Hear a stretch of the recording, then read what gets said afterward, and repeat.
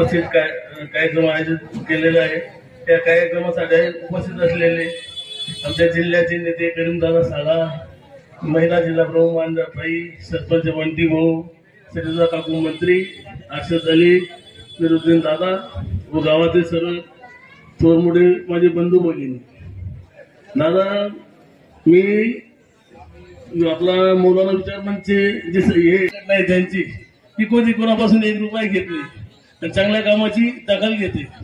मी मुलाजींना लहानपणापासून ओळखतोय, पण मला असं त्यांचं कधी आढळलं नाही त्यांनी कोणापासून पैसे घेतले असतील, काही घेतले असतील। ते चांगलं असेल त्या चांगल्याला त्यांनी कधी चांगलं म्हटलंय। गावाच्या विकासासाठी आता त्यांनी मला सांगितलं की तुम्ही कार्य केलं। आता विषय असा आहे करीम दादा, अपना समाज वोट पे गिनने जैसा है मेरा, इसके लिए मी कोणताही कार्य करत असताना हिंदू मुस्लिम कोणता समाजाचा विषय नाही, विषय कोणी करायचा आता आपलाच काही नाहीये आणि आपण काय जातीचा विषय करायचा।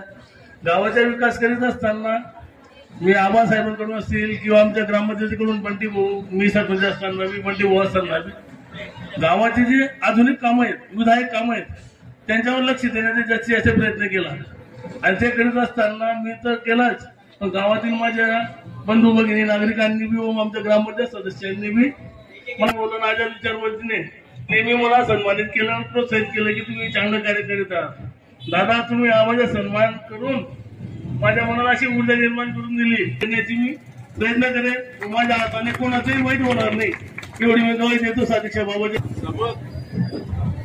1 मिनिट।